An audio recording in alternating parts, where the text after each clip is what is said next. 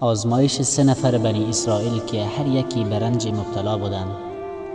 نبی اکرم صلی الله علیه و سلم می فرماید که در بنی اسرائیل 3 نفر بودند. یکی اسمش ابرص بود، اون پیس بود. دومی اقرع که کچل بود، کل بود. و سومی اکمع کور مادرزاد بود.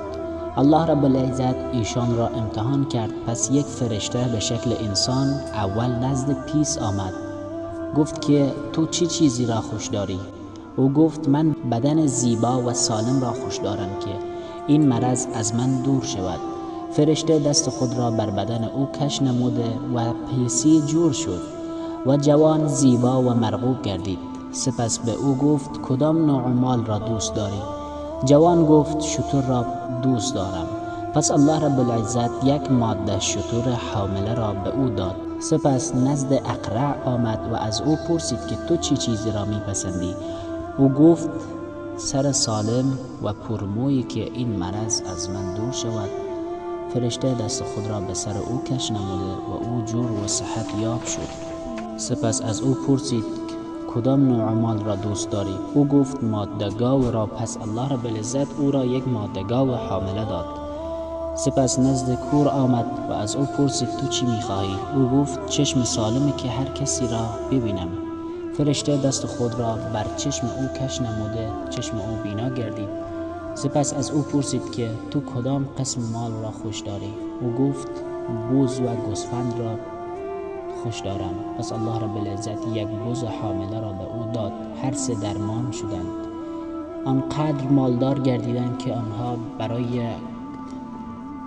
هر یکی گله های شتر جمع شد، برای دیگری گله گاوها و برای سومی رمه بزها. باز همان فرشته به امر الله رب العزت نازل شد. اول نزد پیس آمد. او را گفت من یک مسافر مسکین هستم، پول سفرم تمام شده. امروز به امید الله رب العزت به طمع تو آمدم.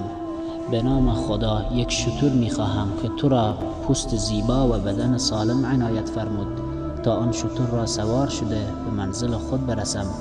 او گفت دور شو، بر من بسیار حقوق دیگری را هست، تو را چیزی داده نمیتوانم. فرشته او را گفت من تو را میشناسم، تو پیس بودی که مردم از تو نفرت داشتند و تو غریب بودی. الله رب العزت به تو اینقدر آنقدر مال داد. این مالها از ارث پدرم و جدم به میراث مانده است. فرشته گفت دروغ میگویی، الله رب العزت تو را به حالت سابق بگرداند. سپس نزد کل آمد و از او نیز همان گونه سوال نمود و او هم همان گونه جواب داد. فرشته او را گفت که تو دروغ میگویی، الله رب العزت تو را به حالت سابقت برگرداند. سپس نزد کور آمد و گفت من مسافر هستم، هیچ چیزی ندارم. امروز به غیر از خدا و تو دیگر وسیله‌ای ندارم. به نام آن خدایی که تو را چشم سالم عطا نموده یک بوزی میخواهم که توشه راه سفرم شود. او گفت بیشک من کور بودم، هر چند بوزی که میخواهی به الله رب العزت سوگند که از تو منع نمی کنم. فرشته گفت مالت را با خود نگه دار، من به هیچ چیزی ضرورت ندارم. هر 3 شما را امتحان کردم.